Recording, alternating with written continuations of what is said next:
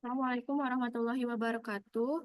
Pada kesempatan kali ini, saya perwakilan dari kelompok 4 ingin memaparkan tentang analisis PT Kimia Farma Tbk.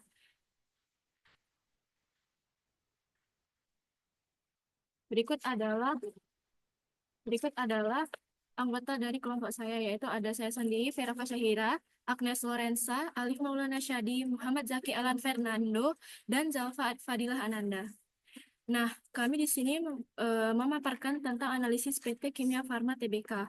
Jadi, PT Kimia Farma Tbk adalah perusahaan farmasi terkemuka di Indonesia yang bergerak di bidang produksi, distribusi, dan penjualan obat-obatan serta produk kesehatan lainnya. Nah, perusahaan ini didirikan pada tahun 1817 dan memiliki sejarah panjang dalam industri farmasi Indonesia. Nah, visi dari PT Kimia Farma ini sendiri adalah menjadi perusahaan healthcare pilihan pertama yang terintegrasi dan menghasilkan nilai yang berkesinambungan. Sedangkan misi dari PT Kimia Farma ini sendiri adalah melakukan aktivitas usaha di bidang-bidang industri kimia dan farmasi, perdagangan, dan jaringan distribusi, retail, farmasi, dan layanan kesehatan, serta optimalisasi aset. Yang kedua, mengelola perusahaan secara good corporate governance dan operational excellence didukung oleh sumber daya manusia yang profesional. Yang ketiga, ada memberikan nilai tambah dan manfaat bagi seluruh stakeholder. Selanjutnya, analisis divisi marketing dari PT Kimia Farma Tbk. Jadi, kami mengambil divisi dari marketing PT Kimia Farma Tbk. Jadi, divisi marketing pada PT Kimia Farma ini berperan penting dalam memasarkan produk dan layanan kesehatan perusahaan dengan dukungan lebih dari 450 tenaga lapangan yang tersebar di seluruh Indonesia. Tim marketing ini terdiri dari berbagai posisi seperti marketing manager, produk eksekutif, sales manager, regional sales manager, dan area sales manager.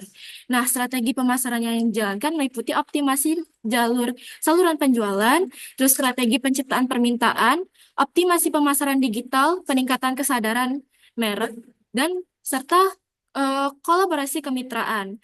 Nah, divisi marketing juga aktif melakukan brand activation dan pengelolaan konten media sosial, promosi diskon terkait hari besar, serta layanan customer service untuk menjawab pertanyaan konsumen dan melakukan reservasi seperti yang dilakukan di divisi marketing and branding PT Kimia Farma Diagnostika.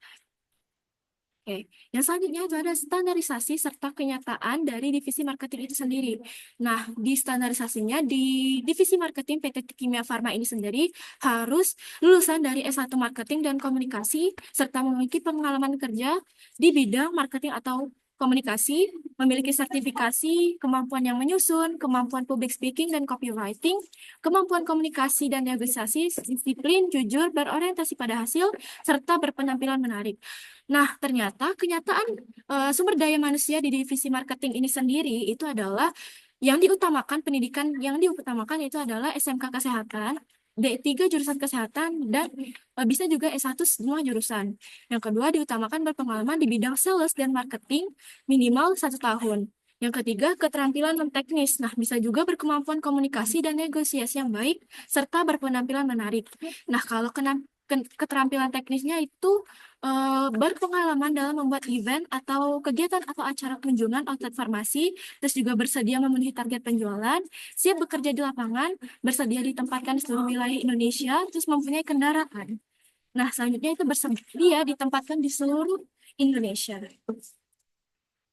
Nah, ini adalah standarisasi proses bisnis kerja divisi marketing, yaitu menyusun strategi dan rencana kerja, terus juga di divisi marketing juga membuat konten, sampai dengan menyusun rekomendasi untuk rencana selanjutnya. Sedangkan dari realitanya itu bertanggung jawab terhadap pencapaian dari new outlet order. Terus juga membuat rencana kunjungan harian, melakukan kunjungan rutin ke outlet, terus sampai juga membuat dan melaporkan rekap penjualan. Selanjutnya itu adalah standarisasi tingkat pendidikan dan SDM di divisi marketing. Sama seperti yang di SDM tadi, dia juga minimal pendidikannya S1. Terus juga ada sertifikat kursus digital marketing serta profesional. Terus menguasai penggunaan tools seperti CRM, terus CEO tools, social media management, email marketing tools, dan ads platform. Terus juga kemampuan komunikasi verbal dan tertulis yang baik. Nah, sedangkan pada kenyataannya, pendidikan yang diutamakan itu adalah SMK, kesehatan, D3 jurusan kesehatan, S1 semua jurusan. Juga ditambahkan berpengalaman di bidang sales dan marketing minimal 1 tahun. Terus juga berkemampuan komunikasi dan negosiasi yang baik, juga berpenampilan menarik, mampu mengoperasikan MS Office, berpengalaman dalam membuat event atau kegiatan acara dan kunjungan outlet farmasi, selanjutnya mempunyai kendaraan bermotor dan SIM. Nah, selanjutnya itu adalah standarisasi teknologi dari divisi marketing di PT Kimia Farma. Yaitu yang pertama itu adalah memiliki CRM atau Customer Relationship Management, dan juga memiliki data visualization dan analytics seperti Google Analytics, Adobe Analytics, untuk membantu tim marketing memantau KPI atau atribusi kampanye secara real time. Terus juga marketing automation, memiliki digital marketing tools, juga memiliki e-commerce atau mobile apps. Tapi pada kenyataannya, aplikasi Kimia Farma mobile itu diluncurkan pada tahun 2020 yang dimana tidak sesuai dengan awal yang tadi. Juga sudah memiliki media sosial seperti Instagram dan Facebook untuk promosi. Terus pada website resmi Kimia Farma itu terdapat juga fitur-fitur untuk mengirimkan keluhan-keluhan dari pelanggan. Terus juga sudah terintegritas dengan e-commerce seperti Tokopedia sehingga memungkinkan untuk melakukan penjualan secara online. Nah, selanjutnya itu adalah analisis gap.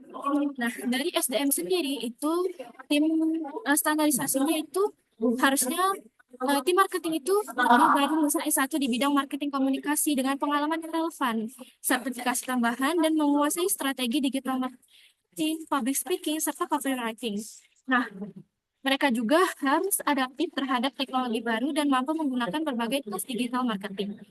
Nah, tapi realita di fakta lapangan di divisi marketing PT Kimia Farma Tbk itu mayoritas stafnya itu berlatar belakang SMK kesehatan, D3 jurusan kesehatan, tapi S1-nya itu bisa diambil dari semua jurusan. Nah, terus juga lebih banyak pengalaman di sales daripada marketing modern, penguasaan digital marketing dan tools analitik masih rendah, serta pelatihan dan sertifikasi digital marketing jarang dilakukan. Nilainya itu ada 1, bobotnya 0,4, gap terbobotnya itu 1 dikali 0,4 itu 0,4. Nah, selanjutnya itu ada teknologi. Nah, divisi marketing ini idealnya harusnya menggunakan CRM atau Customer Relationship Marketing. Nah, dan juga data analytics seperti Google Analytics, Marketing Automation, dan Chatbot untuk meningkatkan efisiensi tetap pengambilan keputusan berbasis dengan data. Nah, seharusnya semua sistem itu harus terintegrasi untuk mendukung pemasaran omnichannel dan pelayanan pelanggan optimal.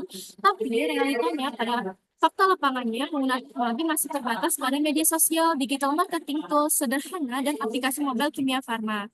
Nah, nilainya itu ada 1 dan gapnya itu 0,35. Dan gap terbobotnya itu 1 dikali 0,35 yaitu 0,35.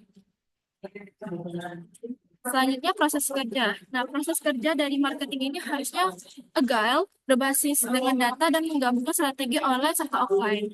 Dan juga perencanaan, eksekusi, dan evaluasi kampanye itu dilakukan secara sistematis dengan pelaporan rutin tiap minggu seperti tiap minggu atau tiap bulan, serta mampu beradaptasi cepat terhadap perubahan pasar melalui A/B testing dan penyesuaian strategi secara real time. Sedangkan realita pada fakta lapangannya, proses kerja ini masih tradisional, fokus pada pencapaian target sales, kunjungan outlet atau dokter, dan pelaporan manual. Jadi adaptasi terhadap perubahan pasar ini masih lambat, terus juga proses approval kampanyenya dan evaluasi belum berbasis data secara optimal. Jadi masih tradisional penggunaannya. Nilainya ini 0, gapnya 0,2, jadi 0 kali 0,2 itu adalah 0. Nah, selanjutnya itu ada pendidikan. Nah, standarnya ini, tim marketing ini mengikuti pelatihan rutin, harusnya minimal tiap 6 bulan. Terus juga memiliki sertifikat digital marketing dan secara aktif mengembangkan kompetensi sesuai perkembangan industri kesehatan dan pemasaran digital. Nah, kolaborasi dengan lembaga pendidikan dan pelatihan eksternal menjadi bagian dari pengembangan SDM atau pendidikan itu sendiri. Nah, tapi realitanya, fakta lapangannya, pelatihan dan pengembangan lebih banyak berfokus pada pengetahuan produk dan sales, bukan digital marketing. Nah, pelatihan rutin jarang juga dilakukan oleh divisi marketing ini, dan kerjasama lembaga pendidikan untuk pengembangan skill digital marketing itu masih minim. Nilainya itu ada 0 dan bobotnya itu 0,05, jadi gap terbobotnya itu ada Nah, strategi dari pengurangan gap itu sendiri adalah adakan pelatihan rutin digital marketing itu sendiri, SEO, dan lain-lain sebagainya. Sehingga rekrut tenaga baru yang ahli digital, bentuk program mentoring internal, dan tetapkan target skill seperti sertifikasi Google Ads. Selanjutnya itu ada teknologi, terus juga terapkan CRM.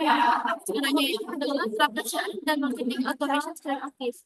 Integrasikan semua sistem data dan mulai gunakan teknologi berbasis AI sederhana untuk analisis pelanggan. Dan tiga, proses kerja, yaitu strateginya adalah sederhanakan proses approval kampanye, terapkan metode kerja agile atau sprint marketing, dan jalankan pilot project kampanye kecil untuk membiasakan tim lebih responsif. Yang keempat, pendidikan dan pengembangan. Adakan training berkala setiap 6 bulan dan kerjasama dengan lembaga pendidikan. Tingkatkan keterampilan digital marketing dan inovasi healthcare. Oke, mungkin sekian dari pemaparan tentang analisis dari kelompok 4. Saya akhiri. Wassalamualaikum warahmatullahi wabarakatuh.